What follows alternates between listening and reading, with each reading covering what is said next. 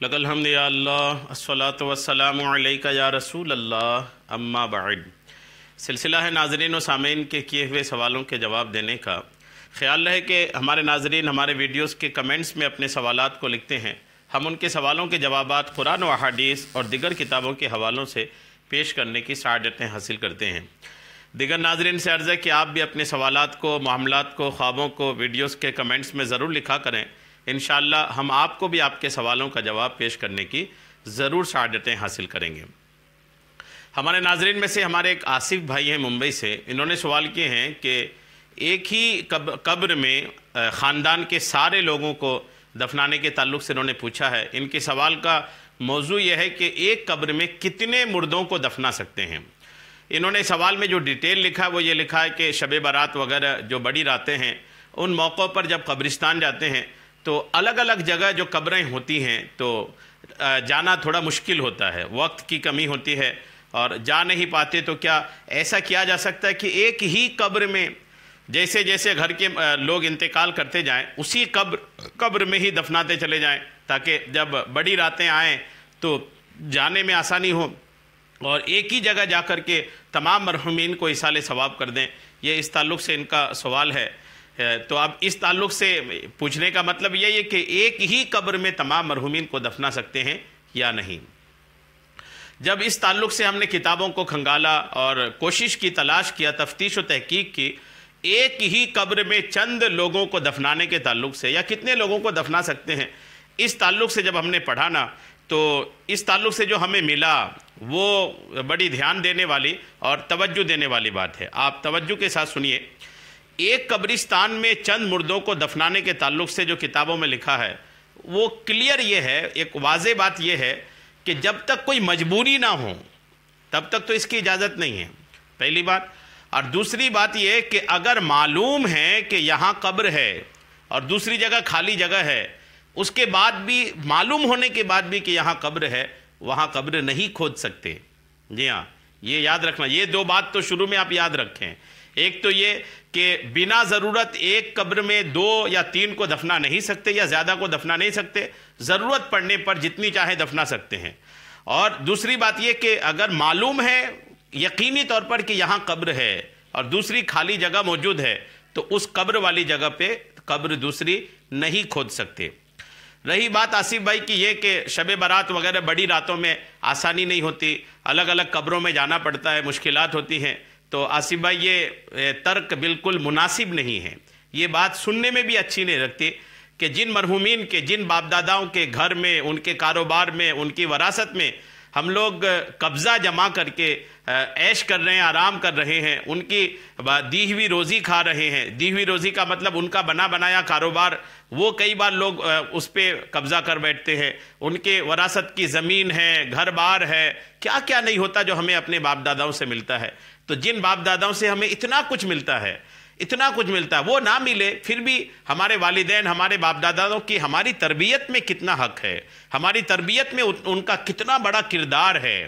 تو اتنے سارے احسانات ہیں ان کے، ہمارے بڑوں کے ہم پر، کہ ہم وہ احسانات کو چکا نہیں سکتے۔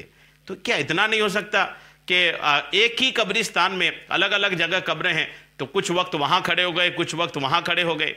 پھر یہ کہ شریعت کا مسئلہ تو یہ بھی ہے کہ اگر کسی اپنے کی قبر کے پاس جانے کے لیے کسی قبر کے اوپر سے جانا پڑے گا تب تو حکم یہ ہے کہ قبرستان کے کنارے پہ کھڑے ہو کر کے سب کے لیے ایصال ثواب کر دیں، سب کے قبروں کے پاس جانے کی بھی ضرورت نہیں۔ لیکن بنا قبر کھینچے ہوئے اگر آپ جا سکتے ہیں تو جانا چاہیے، اتنا وقت تو ہوتا ہے۔ اور یہ ہے کہ اگر آپ سوچتے ہیں کہ وقت نہیں ملتا، نماز بھی پڑھنی ہے، نوافل بھی پڑھنی ہے، دیگر نیکیاں بھی کرنی ہے، تو یہ بھی بہت بڑی نیکی ہے کہ آپ قبرستان جائیں، اپنے مرحومین کی قبروں کے پاس جا کے پڑھیں کچھ، یہ بھی ایک نیکی ہے۔ تو دیگر نفلی کاموں کو چھوڑ کر یہ نفلی کام بھی ہے، اس میں بھی مصروف رہیں، الحمدللہ اس میں بھی ثواب ملے گا۔ ایک تو یہ بات ہو گئی۔ دوسری بات یہ کہ اگر ضرورت محسوس ہو گئی، ایسی ضرورت ہو گئی، جگہ کی قلت ہے، جگہ ہی نہیں ہے دوسری، اب یہ کہ وہیں ہی قبر کھودنا پڑے گا جہاں پر کوئی قبر ہے، اگر ایسی ضرورت محسوس ہو گئی تو شریعت کیا کہتی ہے وہ بھی دھیان رکھیے۔ اس میں شریعت کہتی ہے کہ آپ قبر کھودیں، قبر کھودنے کے بعد اس مرحوم کی جو پہلے جو دفن ہیں ان کی ہڈیاں اگر ملیں تو ان کی ہڈیوں کو، ان کی باقیات کو، جو کچھ بھی ان کا سلامت ہے، اس کو ایک جگہ جمع کر دیں گے، اور جمع کرنے کے بعد پھر مرحوم جو آپ لے گئے ہیں جس لاش کو، اس کو اسی قبر میں رکھیں گے، اور وہ پہلے کی جو مرحوم کی ہڈیاں وغیرہ ہے اس کے اور اس مرحوم کے بیچ میں مٹی کا ایک دیوار، پوری نہیں بھلے ایک مٹی کی ایک ایسی لہر بنا دیں گے، مٹی ڈال کر کے تھوڑی سی ایک بیچ میں گیپ بنا دیں گے۔ یہ دھیان رکھنا چاہیے۔ اگر کچھ نہیں ملا، اگر قبر والی جگہ میں کچھ بھی نہیں ملا تو کوئی حرج نہیں ہے، کوئی ہڈیاں وغیرہ نہیں ملی، اور اگر کچھ ملا ہے تو پھر آپ کو یہ صورتحال کرنی پڑے گی۔ آئیے رد المحتار میں کیا لکھا ہے، آپ توجہ کے ساتھ سنیے۔ رد المحتار میں لکھا ہے کہ اور دوسری دفعہ دفن کرنے کے لیے قبر کو نہ کھودا جائے، یہ لکھیں، دوسری دفعہ دفن کرنے کے لیے ایک قبر کو نہ کھودا جائے سوائے اس صورت کے جبکہ پہلی میت بوسیدہ ہو جائے۔ پہلی میت بالکل بوسیدہ ہو گئی ہے، ملیا میٹ ہو گئی ہے، ان کی جسم کے کوئی حصہ باقی نہیں رہا اور اس کی ہڈیاں باقی نہ رہی ہوں۔ اگر یہ صورت پیدا ہوگی کہ ہڈیاں تک بھی نہ رہی ہیں تو اب آپ کھود سکتے ہیں۔ اگر تدفین کے لیے کوئی جگہ نہ ملے تو پہلے کی ہڈیاں بھی اسی قبر میں ساتھ ملا دی جائیں گی اور درمیان میں مٹی کی آڑ بنا دی جائے گی۔ یہ کتاب میں لکھا، یہ رد المحتار جلد نمبر 2 صفحہ نمبر 233 مکتبہ بیروت دارالفکر سے جو شائع ہوئی ہے اس میں یہ بات لکھا ہے۔ معلوم ہوا کہ فقہا نے پرانی اور بوسیدہ قبر کو کھولنے اور اس میں دوسری میت کی دفن کرنے کی مشروط اجازت دی ہے۔ اجازت ہے لیکن شرطیہ اجازت ہے، اس میں شرط لگی ہے۔ اگر کسی قبر میں دفن میت کا جسم گل جائے، ہڈیاں بھی ختم ہو کر مٹی ہونے کا یقین ہو، تو اس قبر میں ضرورت کے وقت، یہ بھی ضرورت شرط ہے اس میں، ضرورت کے وقت دوسری میت کو دفنانا جائز ہے۔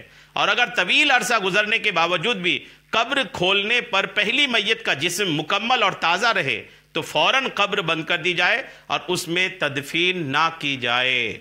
یہ دھیان رکھنا چاہیے۔ اللہ کریم ہم سب کو تمام شریعت کے مسائل پہ عمل کی توفیق عطا فرمائے، آمین، بجاہ النبی الامین صلی اللہ تعالی علیہ وسلم۔